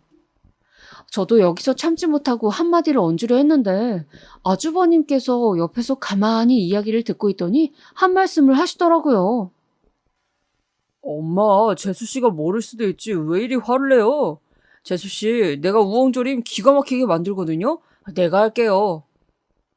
아니, 무슨 남자가 주방에 들어온다는 거야? 그리고 너는 며느리 교육시키는데 왜 끼어들어? 남자가 요리하지 말란 법이 있어요? 그럼 남자 요리사는 왜 있게? 엄마도 참. 아주버님은 이런 실없는 농담들을 하시며 저를 보호해 주시려 하더라고요. 그때 아주버님에게 조금 고마움을 느껴 나중에 감사하다고 따로 전했어요. 그랬더니 아유, 뭘 그런 걸로요. 우리 엄마가 남자 2명 키우느라 무지 억척스러워졌어요. 원래는 안 그랬는데 괜히 며느리 기강 잡는다고 저러는 거예요. 그러니까 적당히 흘리세요. 라며 웃으시더군요. 문득 아주버님의 웃음이 선한 남편의 웃음과 닮았다는 생각이 들었고 왠지 모르게 그때부턴 아주버님에게 감사함을 느끼게 되었어요. 당신 요즘 우리 형이랑 친한 것 같더라. 오늘 보니까 농담도 하고 그러던데? 아, 그래 보였어? 아주버님 진짜 재밌으시더라. 근데 왜 아직 미혼이시지? 만나는 여자분 없으신가? 이때 결혼할 것 같다던데? 아니나 다를까 남편의 말이 끝나기도 무섭게 아주버님은 한 달 후에 제 예비 형님이 되실 분을 데리고 집에 들어왔어요. 예비 형님 되실 분은 학원 선생님이라 하셨는데 직업처럼 차분하고 지적인 스타일의 분 같더라고요. 근데 시모께선 형님이 앞에 있는데도 불구하고 저에 대한 구박을 멈추지 않으셨습니다. 오히려 형님과 비교하며 더 심해졌죠. 그것도 남편이 없을 때를 노려서 그러시더라고요. 저기 첫째 좀 봐봐라. 첫째는 임신도 한 번에 턱 하고 요리도 잘하는 게 딱 봐도 1등 신부감이지 않니? 근데 너는 내가 믿음이 안 간다. 뭘 해도 엉성하고 내 아들이 경찰인데 경찰 아들 만났으면 네가 내조라도 잘해야지. 너는 뭘 제대로 하는 게 없는 것 같다? 어머님, 임신 안 되는 게 제 탓인가요? 저희도 노력하고 있어요. 그리고 제가 남편 내조를 뭘 못한다는 건가요? 그거 봐라. 너는 이것부터 잘못된 거야. 첫째 쟤는 내가 무슨 말을 해도 고분고분 내내 하는데 너는 말부터 자르고 들려고 하지 않니? 내가 제일 싫어하는 거. 그것부터 하고 들잖아. 그러니 내가 널 이뻐할 수가 있겠니? 거기다 내가 신혼집 가는 거 싫다고 남편에게 이르기나 하고, 에잉. 명절에 들려 가끔 보는 사이인데도 시모는 뭐가 그리 못마땅하신지 저의 안 좋은 점들만 콕콕 집어 저렇게 비꼬듯 말씀하시곤 했어요. 여기에 아주버님과 형님이 시모를 말리려 들었지만 아무래도 시모와 저는 첫 단추부터 잘못 깨인 듯 했습니다. 제가 그냥 웃으며 알겠습니다 어머님 했어야 했는데 시모는 맞서는 제 꼴을 견디지 못하셨고 그러다 보니 이 지경까지 흘러가게 된 거였죠. 저는 그 자리에 더 이상 있을 수가 없어 집으로 돌아와 버렸습니다. 마음이 너무 서럽기 그지없었습니다. 나중에 모든 일을 알게 된 남편이 제게 죽을 듯이 미안해했지만 그때는 남편의 위로조차 와닿지 않았습니다. 그저 시집살이가 일이 험하고 힘든 일인가, 내가 이렇게 누구한테 무시당해도 되는 존재인가, 살면서 그런 적이 한 번도 없었는데 별의별 생각이 들었죠. 근데 그러던 어느 날 저를 위로해 주시겠다고 아주버님과 형님이 술 한잔을 하자고 집으로 찾아오시겠다고 하더라고요. 아무래도 가족들 있는 앞에서 망신을 톡톡히 당한 걸 보셨으니 안쓰러워 그러시는 것 같았어요. 그래서 그러자 하곤 남편과 함께 술상을 봐놓고 기다리고 있었어요. 그리고 즐거운 분위기에서 고기를 먹고 오랜만에 이야기를 나누고 있는데 갑자기 아주버님께서 조심스러운 말투로 이야기를 꺼내셨어요. 다름 아닌 지금 있는 회사에서 퇴사를 하시고 사업을 시작하신다는 말씀이셨죠. 사업이요? 네, 재수씨. 사실은 회사 다닐 때부터 계속 구상하던 거라 계획한 지는 몇 년 됐어요. 근데 목구멍이 포도청이라 풀칠하기 바빠 못 나오고 있다가 엊그제 퇴사했어요. 아주버님께서는 꽤 좋은 공기업을 다니고 계셨기에 퇴사하시고 사업을 하신다는 이야기에 놀랄 수밖에 없었어요. 그래도 아주버님 나름대로 결심을 하고 나오신 듯해 잘 되길 바라는 마음으로 응원해드렸습니다. 근데 아주버님은 제 말에 한참을 아무 말씀 없으시더니 계속 술만 들이키시더라고요. 옆에 있던 형님도 마찬가지였고요. 무슨 일인가 싶어 남편과 서로의 얼굴을 바라보고 있는데 그제야 말을 이어가셨습니다. 내가 사실은 오늘 사업 자금이 필요해서 찾아왔어. 혹시 우리한테 돈을 좀 빌려줄 수 있을까 해서. 재진이 너에게 말하려다 그래도 재수씨도 어차피 알아야 될 테니 일부러 두 사람 있을 때 왔어. 돈을? 얼마나 필요한 건데? 한 1억 정도는 필요할 것 같아. 1억이요? 네, 재수씨. 만약에 부담이 되면 5천만 원이라도요. 사업 규모가 너무 커서 제가 감당할 수 있는 수준이 아니거든요. 투자자들도 아직 신생 사업이다 보니 투자를 꺼려하고 대신 도와주신다면 꼭 이자까지 쳐서 배로 갚아드릴게요. 약속드립니다. 순간 1억이라는 말에 저나 남편이나 화들짝 놀랐어요. 당시 저와 남편에게 1억이라는 돈이 있을 리도 만무했고 5천만 원을 빌려드릴 수는 있지만 그건 거의 전 재산을 드리는 거나 다름없었습니다. 거기다 태어날 아이도 생각해야 하는데 제가 망설이자 남편은 먼저 아주버님에게 너무 갑작스런 부탁이라 생각해 볼 시간이 필요하다고 말하더군요. 그리고 저희는 오랜 시간 고민했어요. 남편도 마음으론 아주버님의 사업을 지원해주고 싶어 했어요. 하지만 우리 둘 다 현실적인 것들을 생각하면 역시 결정이 서지 않았어요. 그러던 와중 이 일에 시모가 끼어드시고 마셨죠. 시모는 시아버지까지 끌고 저를 찾아와 다짜고짜 선언하시더라고요. 너네 돈 빌려줘라. 형이 힘들면 원래 동생이 도와주는 거야. 아, 엄마, 그게요. 사실은 저희도 돈이 부족해서 고민하고 있어요. 뭘 고민하니? 네 형 크게 될 사람이다. 원래 회사에만 있을 제목이 아니었다고. 사업으로 분명 성공할 거다. 형제들은 원래 서로 돕고 살아야 하는 거야. 그래야 형도 너 힘들 때 도와주지. 아, 그건 그렇지만. 형이 널 위해 지금까지 해준 걸 생각해봐라, 재진아. 시모와 시아버지는 자기 집엔 해줄 돈이 없다며 막무가내로 저희에게 돈을 대라고 하셨습니다. 이 말에 저는 어이가 없었지만 남편은 흔들리는 듯 했어요. 결정적으로 평소 말씀이 없으셨던 시아버지마저 장남대우 해줘야겠다며 아주버님 사업에 필요한 돈을 지원하라 말씀하셨어요. 이렇게 강경하실 거면 차라리 두 분이서 대출을 받으셔서 돈을 해드려도 될 텐데 왜 그 생각은 못 하시고 저희한테 이러시는 건지 이해할 수가 없었습니다. 저는 시부모님이 가시자마자 곧바로 안 된다고 했습니다. 여보, 우리 애도 생길 거야. 그럼 육아 비용도 생각해야지. 그거 어떻게 다 감당하려고. 아주버님 돈 해드리면 우리 뭘로 살아? 빚으로 살아? 아, 그건 그렇지. 근데 엄마 아빠가 저렇게까지 하니까. 아, 나도 모르겠다. 남편은 여기서 애매한 태도를 보였어요. 그러더니 저를 설득하기 시작하더라고요. 몇 날 며칠 설득하고 애걸하며 형이 분명 성공할 수 있을 거란 얘기를 골백 번도 더 넘게 했어요. 시모도 여기에 가세해서 사람을 못 살게 굴었고요. 결국 제가 졌습니다. 그 돈을 모두 아주버님 사업에 지원해드리기로 했고 아주버님은 눈물까지 글썽이시며 고맙다고 했어요. 어쨌든 두 분이 굳은 결심으로 시작한 사업이었으니 저도 진심으로 잘 되길 간절히 바랬습니다. 아주버님께서 마련하신 사무실도 가보고 거기서 가끔씩 일도 도와드리며 응원도 해드렸어요. 사업 시작 후 1년까지는 다행히 어느 정도 회사가 굴러가는 듯 했습니다. 아주버님께서 큰 돈은 아니시더라도 매달 이자라고 얼마씩을 입금해 주시며 사업 현황을 말씀해 주셨거든요. 그 사이 저도 임신이라는 경사를 맞아 정신이 없었습니다. 그런데 어느 날 남편이 어두운 얼굴로 이런 말을 하는 겁니다. 심장이 쿵 절벽으로 떨어지는 말이었습니다.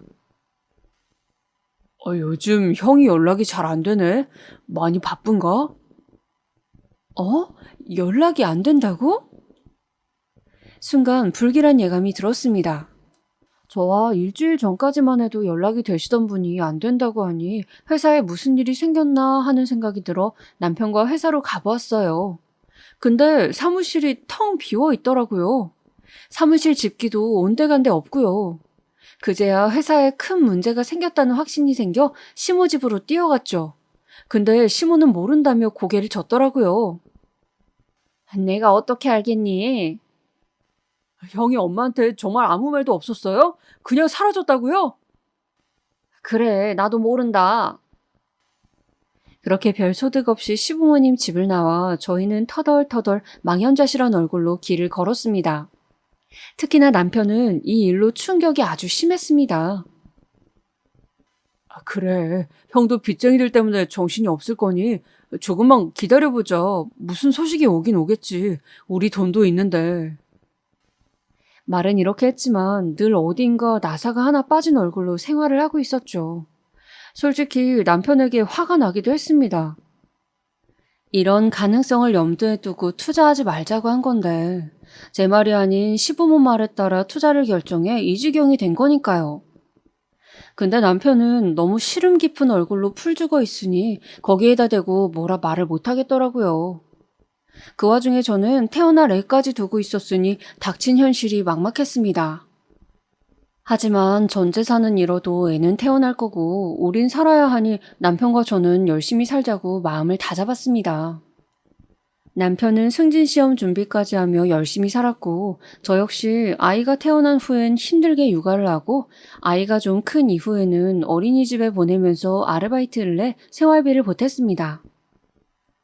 아이 키우는 동안은 경력이 끊겼으니 딱히 할 수 있는 일이 많지 않아 식당에서 설거지도 하고 빵집에서 계산하는 일도 하면서 그렇게 닥치는 대로 일을 해나갔던 것 같아요.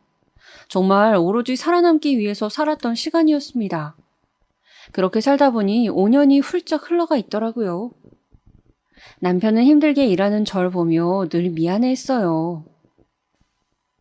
내가 그때 바보같이 형 말만 듣지 않았어도 일이 이렇게 되진 않았을 텐데.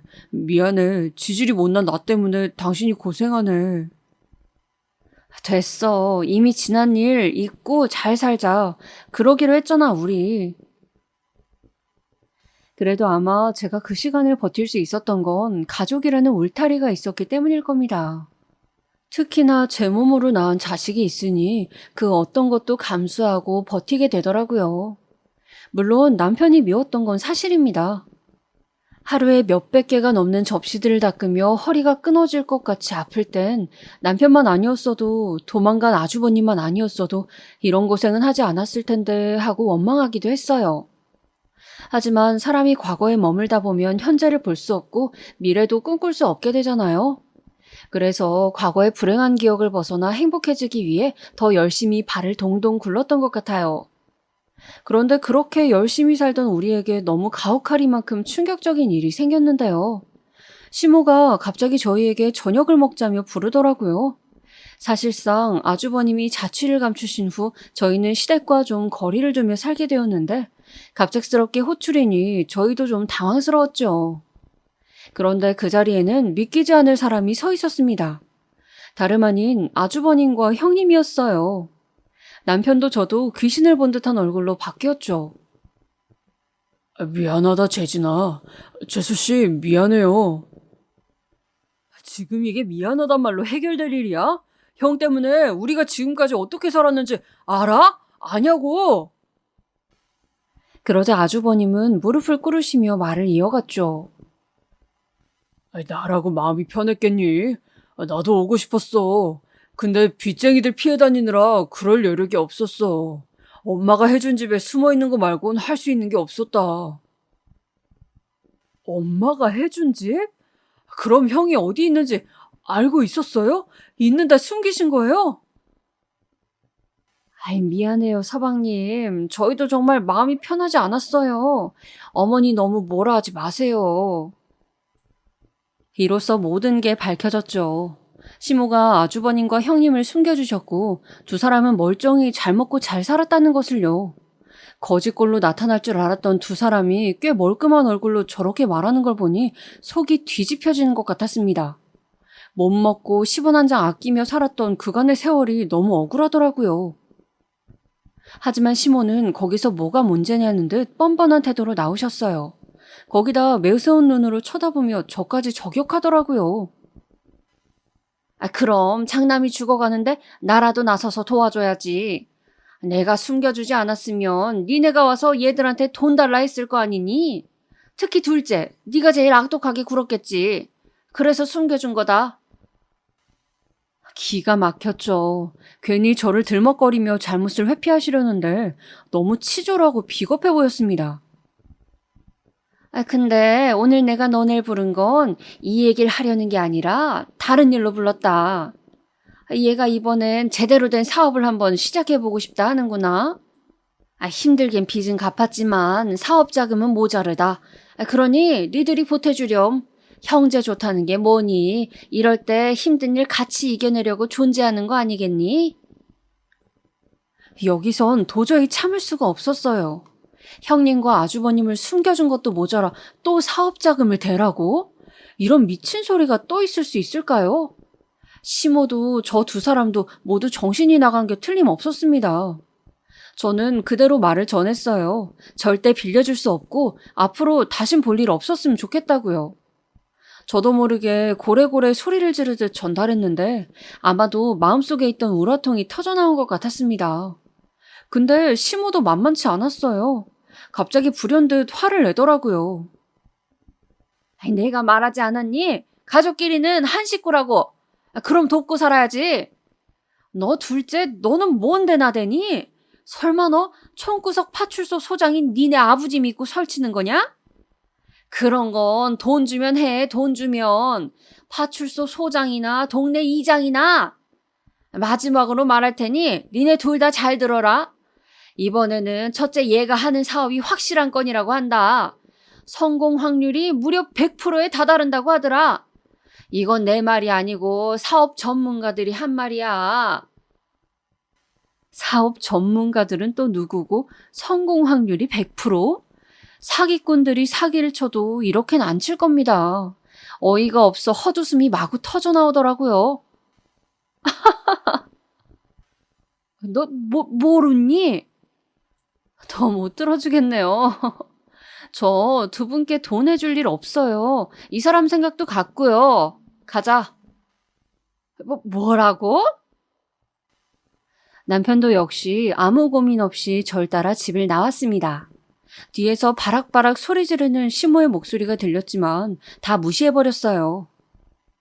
하지만 그때까지만 해도 제게 무서운 일이 생길 거라곤 생각도 못했습니다. 시댁과 마음 편하게 연 끊고 살던 어느 날이었는데요. 어느 날 제 초등학생인 아들이 제 손을 붙들고 밖으로 나가더라고요. 할머니가 왔다면서요. 나가고 싶지 않았지만 밖을 보니 시모가 정말 뾰루퉁한 얼굴로 보자기에 쌓인 무언가를 들고 왔더라고요. 일단 애한테 이런저런 사정을 말하기가 애매해 아이는 들여보내고 시모에게 왜 왔냐 물었어요. 지난날 내가 했던 말은 모두 취소하마. 지금 사과하시는 이유가 뭔가요? 말씀드렸다시피 돈 못 빌려드려요. 돈 빌려달라 온 거 아니다. 이거 주러 온 거지. 그러면서 시모가 보자기에 쌓인 것을 내밀더라고요. 네가 이 떡 좋아한다 해서 해왔다. 내가 심했어. 용서해라. 시모는 이 말만 하곤 돌아섰어요. 일단 보자기를 손에 쥐어주길래 어쩔 수 없이 받긴 했지만 처치 곤란이었습니다. 남편이 올 때까지 식탁에 두고 푸르지도 않고 있다가 남편이 와서야 시모가 왔다는 것을 말했어요. 그러자 남편도 한숨을 쉬며 보자기를 풀러 안에 있는 떡을 확인하더라고요. 우리 엄마 때문에 하루 종일 심란했겠네. 그래서 저녁도 못했구나. 그냥 떡이나 먹자. 안 먹어. 당신이나 먹어. 먹어봐. 당신 오늘 아무것도 못 먹었을 거 아니야. 그래. 아무것도 못 먹었지. 정말 물도 한 잔 안 먹었던지라 배고프긴 했어요. 일단 눈앞에 제가 좋아하는 맛있는 떡이 보이자 저도 모르게 본능적으로 남편이 건네주는 떡을 우물우물 삼켰습니다. 근데 떡 맛이 어딘가 이상했어요. 몇 개를 집어먹으면서도 이게 원래 내가 알던 그 떡 맛인가 싶어 몇 번을 음미했어요. 제가 원래 미각이 둔하거든요. 그래서 뭐든 잘 못 느끼고 먹는 경향이 있었는데 갑자기 배가 미친 듯이 아프기 시작했어요. 눈앞이 핑그르르 돌 정도로 아프면서 엄청난 고통이 몰려오는데 숨이 쉬어지지가 않아 남편을 불렀습니다. 여보! 왜 그래? 남편은 놀라 헐레벌떡 달려와 119를 불렀습니다. 응급실을 가는 내내 의식이 있었기에 너무 고통스러웠어요. 그러다 어느 순간 저도 모르는 사이 의식을 잃었던 것 같아요. 눈을 떠보니 병원이었고 남편과 시모가 격하게 싸우는 소리가 들리더라고요. 엄마, 그러니까 지금 이 사람한테 썩은 떡을 먹인 거 아니에요? 내가 무슨 썩은 떡을 먹여? 아니다. 솔직히 말해요. 먹였잖아요. 왜 자꾸 아니라고 발뺌하세요? 이러면 저 조사해 볼 거예요. 배가 계속 찌르르 아파 말소리는 희미하게 들렸지만 썩은 떡이라는 글자가 머릿속에 들어오는 순간 어떻게 된 상황인지 알겠더라고요. 아픈 와중에도 분노가 치솟았습니다. 근데 남편은 일어나 있는 저를 보자 다가와선 잠시 어디 좀 갔다 올 테니 혼자 있으라 그러더군요. 그리고 남편이 떠나자 더욱더 소름 끼치는 일이 벌어졌어요. 제게 썩은 떡을 먹인 시모가 다가와선 네가 또 살아났네? 뭐라고요? 살아나지 말았어야 했는데 질긴 것 두고 보자. 시모의 속삭임이 잔인하게 귓속을 파고들었습니다. 순간 공포가 느껴졌지만 링거가 달려있는 팔을 휘두를 수도 없고 다리를 움직일 수도 없었어요. 시모는 그런 저를 내려다보며 비웃더니 이내 뒤돌아 나가버렸습니다. 시모가 나가고도 저는 한동안 충격 속에 머물러 있었습니다. 저런 말을 아무렇지도 않게 내뱉었다는 게 너무 소름이 끼쳤어요. 그런데 퇴원하는 날 남편이 저를 데리러 와선 어디 갈 데가 있다고 하더군요. 도착한 곳은 시어머니 집이었습니다. 당시 남편은 형사과로 과를 옮겼었는데 동료분들이 무거운 얼굴로 기다리고 있더군요. 그리곤 집 안으로 들어가 시모를 데리고 나오더니 제 앞에서 시모의 손목에 수갑을 턱 채웠어요. 너 뭐 하는 거냐? 어머니가 저지른 죄 다 받으세요. 남편은 시모가 저지른 죄를 하나하나 음ጮ려 주었어요. 며느리를 죽이려 한 죄, 살인 미수죄로 체포한다고요. 결국 시모는 그렇게 체포되어 조사를 받았고 징역까지 선고받게 되었습니다. 어떻게 징역까지 선고받았냐고요? 남편이 전해준 사실은 무척이나 충격적이었습니다. 남편은 제가 병원에 있던 사이 시모의 집에 가 물건을 뒤졌다고 해요. 충격적이게도 시모의 집에선 농약을 탄 음료수가 발견이 되었다고 해요. 그걸 어떻게 먹일지를 치밀하게 적은 일기장도 함께 발견이 되었고요. 아마 남편이 집을 뒤지지 않았다면 두 번째는 독극물이었겠죠. 그걸 만약 먹었다면 저는 지금처럼 이 글을 쓰고 있지도 못했을 거고요. 나중에 알게 된 사실이지만 시모는 조현병이라는 정신병을 앓고 있었죠. 지금 생각해보면 온전한 사람의 생각으로는 그런 일을 감행할 수 없으니 그 병명이 이해가 되었습니다. 한동안 이 일에서 헤어나오지 못했답니다. 다행히 그 후론 조금씩 정신과를 다니며 마음을 회복했고요. 사실 얼마 전에 우연히 길을 지나가다가 교도소에서 나온 시모를 마주쳤습니다. 그래서 그런지 10년도 더 된 일이지만 아직도 그때를 회상하면 가슴이 쿵 하네요. 부디 많은 격려의 말씀 부탁드립니다.